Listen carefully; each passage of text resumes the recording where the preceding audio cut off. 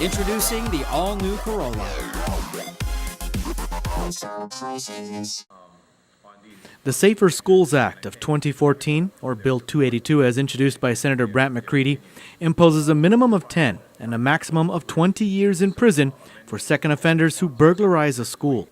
However, some senators question the effectiveness of adding more jail time instead of focusing on rehabilitation and restorative justice.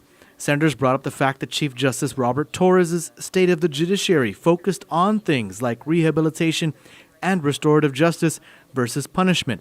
Speaker Judy Wonpat echoed those sentiments in her weekly address this week.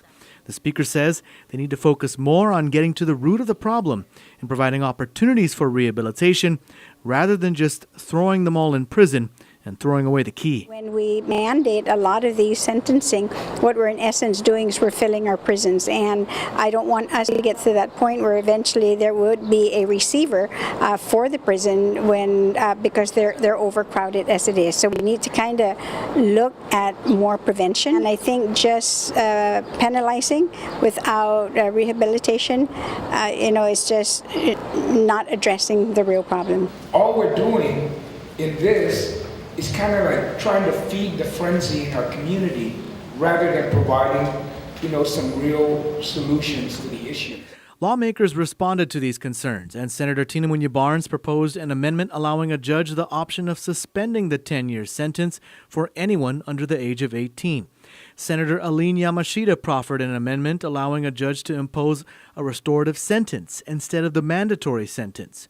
Both amendments passed, and the bill's author, Senator Brant McCready, was pleased.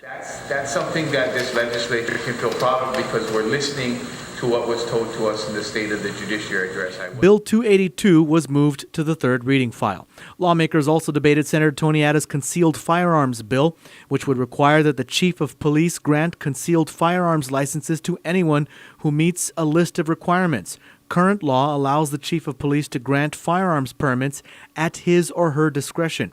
Senator Ben Pangilinan added an amendment that would allow businesses or property owners to prevent people who carry concealed weapons from entering their businesses or property.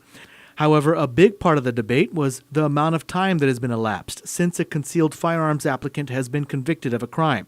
The bill currently says someone is eligible after 3 years. Why not 5 years? Why not 10 years? Why not 20 years? Why not, if you have family violence history, you can't get a gun? Senator Atta said that the 3-year rule only applies to those who have been convicted of misdemeanors or lesser crimes, as felons are already prevented from owning firearms. Years, I believe, is good time that has cooled off, and that what the individual who has been charged or what would be able to get his life back together.